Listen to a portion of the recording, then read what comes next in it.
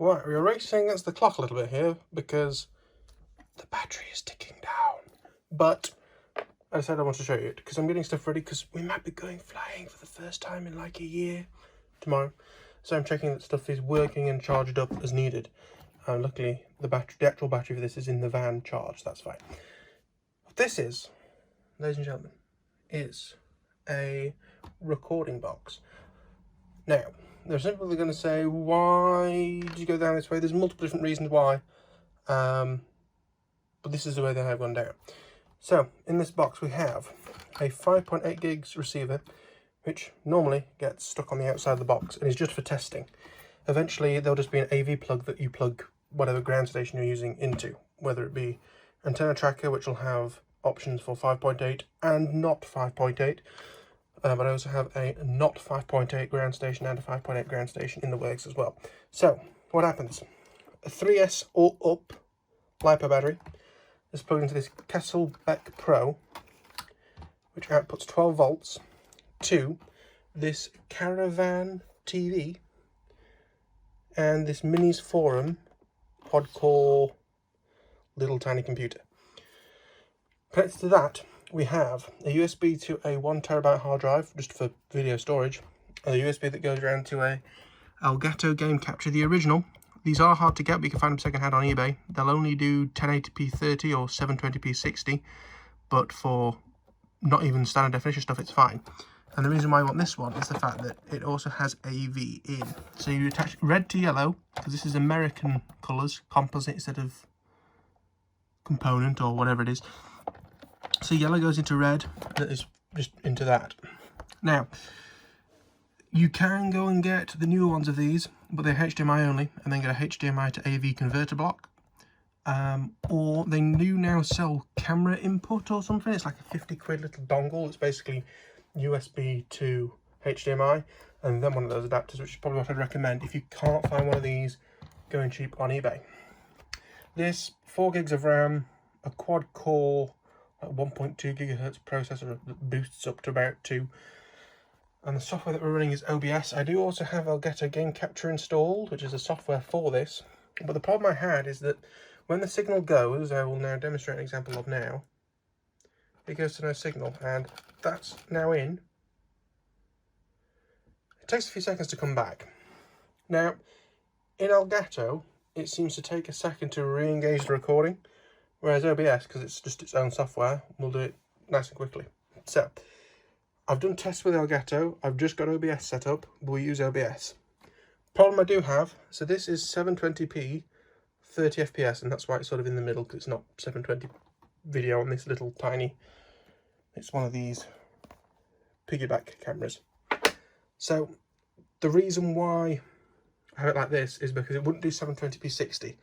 The reason why you'd want 720p 60 is all my videos are 60 FPS anyway, regardless if they're 4K or 1080. They're all 60 FPS, so everything looks nice and smooth. But also, on the HD FPV project, which I can still use this because it has HDMI in, and I'd probably fly on 720p 60 FPS for the extra, again, smoothness in the video. I can't get it to 60 FPS on this recording box because it just doesn't have enough power, which is an annoyance. Again, this is something that I had lying around, so that's why I decided to use it. I just bought that. And another thing, of course, because it's a computer, is that you can then, like if I go onto the desktop, and I'm just using a Logitech trackpad and thingy bob, I have things like immersion tools and the iNav configurator and things like that. Now, you might be wondering, why aren't you just using a laptop, and why have you made a laptop in a box? Multiple reasons why. If your laptop goes flat, first of all, you're going to have to roll this in something anyway to make it sensible. I'm running on time. To make it sensible, instead of having to wire up all these wires every time. And also, if your laptop goes flat, you have to get a generator or an inverter or something to charge it back up again. Whereas with this, if you run out of battery when you finish your flight, you can just stick another LiPo in it. And yes, I am sure that you could rig up some sort of inverter that then plugs into a LiPo and then boosts it up to 240 to then go down to 12 volts again. or just find a laptop that happens to charge on, say, 12 volts, because that's what this is for. Or even, I think this can go up to like 15 volts. So as long as your laptop charges on less than 15 volts, you could DIY your own solution. To be honest with you, the two laptops I have, one's a Windows-based one with about the same processor as what's in that, and the other one's a Chromebook. So at some point I may just need to bite the bullet and buy a decent laptop for once, depending on how well I see the HD FPV project, because for now this is fine. And in fact, one of the ground stations that I've sort of inherited from somebody has a recording item on there that should be fine, and possibly even more reliable than all this job. But this is a very quick overview, because again, I couldn't find a 12 volt power outlet or adapter that had enough power. It was only half an amp, and I tried turning the computer on, just a loud noise coming out the speakers, and it'd all go off. So I'm running it off of this really old 3-cell, because this whole system was designed for a 4S, so that you can make sure you've always got 12 volt going to the computer to save issues. There are also some current issues with this computer. For example, the Wi-Fi won't turn on. I can't change the volume, but I think that's just because it's on a very old version of Windows 10. So it kind of needs resetting, really. But as long as it records to this hard drive, I don't care. So what I'm going to do now is I need to actually change OBS to record to this hard drive instead of the internal one. It's tiny.